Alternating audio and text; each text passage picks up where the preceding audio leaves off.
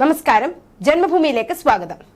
Operation Sindoor കൊടുമ്പിരി കൊള്ളുകയും താരവാലി ഗ്രാമത്തിൽ വെടിവെപ്പ് മുഴങ്ങുകയും ചെയ്തപ്പോൾ 10 വയസ്സുള്ള ശ്രാവൺ സിംഗ് നിശബ്ദമായി തന്റെ പങ്ക് നിർവഹിച്ചു.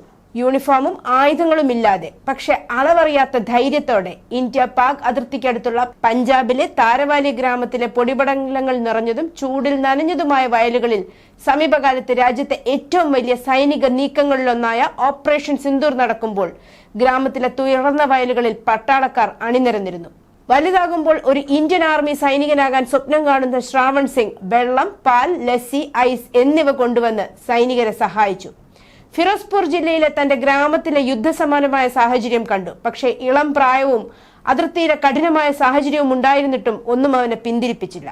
പാകിസ്ഥാൻ സൈന്യവുമായുള്ള വെടിവെപ്പിൽ കുടുങ്ങിയ സൈനികർക്ക് ചായയും ലസ്സിയും കഴിക്കാൻ വിഷമിക്കേണ്ടതില്ലെന്ന് 10 വയസ്സ് പ്രായമുള്ള ഒരു ആൺകുട്ടി ഉറപ്പുവരുത്തി. തന്റെ കുടുംബത്തിന്റെ കൃഷിയിടത്തിൽ തമ്പടിച്ചിരിക്കുന്ന ജവാന്മാർക്ക് വെള്ളവും പാലും ലസ്സിയും ഐസും പോലും എത്തിച്ചു. കൊടും ചൂടിൽ ഭയം പലരെയും പിടികൂടിയപ്പോൾ ശ്രാവൺ സിംഗ് ദിവസവും സൈനികരുടെ അടുത്തേക്ക് ഓടി. അവർ ഒരിക്കലും ഒറ്റയ്ക്കല്ലെന്ന് അവരെ ഓർമ്മിപ്പിച്ചു.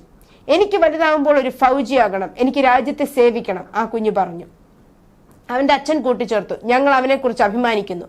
പട്ടാളക്കാർ പോലും അവനെ സ്നേഹിച്ചിരുന്നു. അദ്ദേഹത്തിന്റെ അഭിപ്രായത്തിൽ 4ാം ക്ലാസ് വിദ്യാർത്ഥി യാതൊരു പ്രേരണയും കൂടാതെ പാലും ലസ്സിയുമെല്ലാം എത്തിക്കാൻ മുൻകൈയെടുക്കുകയായിരുന്നു. അന്താരാഷ്ട്ര അതിർത്തിയിൽ നിന്ന് ഏകദേശം 2 കിലോമീറ്റർ അകലെയാണ് താരവാലി ഗ്രാമം. ഓപ്പറേഷൻ സിന്ദൂറിന് കീഴിൽ മെയ് 7-ന് ഇന്ത്യൻ സായുധ സേന പാകിസ്ഥാനിലെയും പാകിസ്ഥാൻ അധിനിവേശ കാശ്മീരിലെയും 9 ഭീകര ക്യാമ്പുകളിൽ പുലർച്ചെ മിസൈൽ ആക്രമണം നടത്തി. ജെയ്ഷെ മുഹമ്മദ് ശക്തി കേന്ദ്രമായ ബഹാവൽപൂരും മുരിദ്കയിലെ ലഷ്കർ-ഇ തോയ്ബയുടെ താവളവും ലക്ഷ്യങ്ങളായിരുന്നു. എനിക്ക് പേടി തോന്നിയില്ല.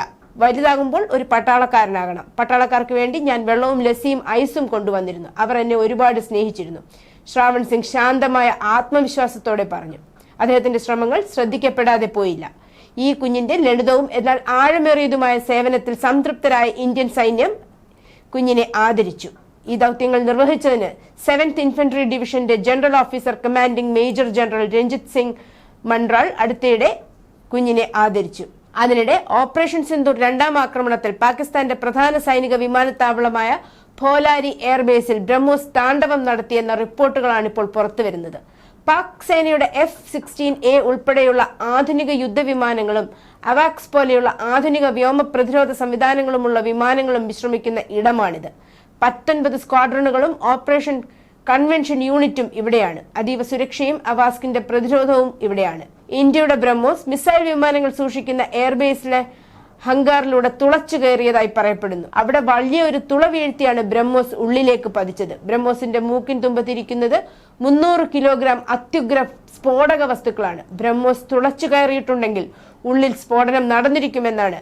അന്നേരം വിമാനങ്ങൾ സൂക്ഷിക്കുന്ന ഹങ്കാറിലെ പാകിസ്ഥാന്റെ 4 യുദ്ധവിമാനങ്ങളും അത്യാധുനിക വ്യോമപ്രതിരോധ സംവിധാനങ്ങളും ഒരു അവാക്സ് വിമാനവും ഉണ്ടായിരുന്നതായി പറയുന്നു.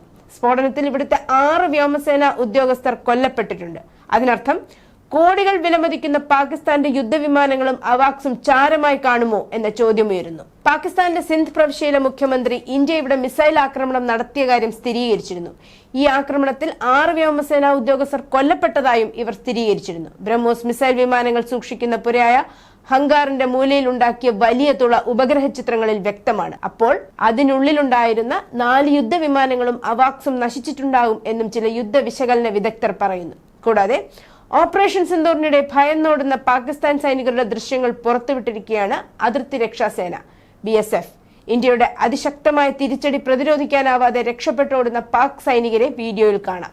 പാക് പോസ്റ്റിലെ ആക്രമണങ്ങൾക്ക് പിന്നാലെയാണ് പാക് സൈനികർ ഓടി രക്ഷപ്പെടുന്നത്. ഇന്ത്യയുടെ അതിശക്തമായ തിരിച്ചടി പ്രതിരോധിക്കാനാകാതെ രക്ഷപ്പെട്ടോടുന്ന പാക് സൈനികരെ വീഡിയോയിൽ കാണാം. പാക് പോസ്റ്റിലെ ആക്രമണങ്ങൾക്ക് പിന്നാലെയാണ് പാക് സൈനികർ ഓടി രക്ഷപ്പെട്ടത്. പാക് പോസ്റ്റുകളിൽ ഇന്ത്യ നടത്തിയ ആക്രമണങ്ങൾ കനത്ത നാശം വിതച്ചിരുന്നു. ദൃശ്യങ്ങളിൽ അത് വ്യക്തവുമാണ്. ലക്ഷ്യം പിഴയ്ക്കാതെ വളരെ കൃത്യമായിരുന്നു ഇന്ത്യയുടെ ഓരോ ആക്രമണങ്ങളും.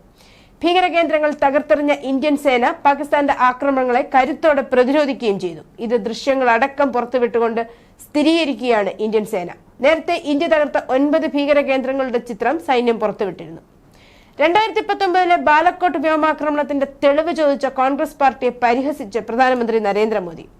ഓപ്പറേഷൻ സിന്ദൂറിന്റെ ആഘാതം ക്യാമറകൾ പകർത്തിയിട്ടുണ്ടെന്നും ആരും തെളിവ് ചോദിക്കാതിരിക്കാൻ വേണ്ടിയാണ് അങ്ങനെ ചെയ്തതെന്നും പ്രധാനമന്ത്രി പറഞ്ഞു. പാകിസ്ഥാനിലെ ഭീകര കേന്ദ്രങ്ങളെ ആക്രമിച്ചതിനു ശേഷം പ്രധാനമന്ത്രി നടത്തിയ ആദ്യത്തെ രാഷ്ട്രീയ ആക്രമണമാണിത്. News desk Janmabhumi.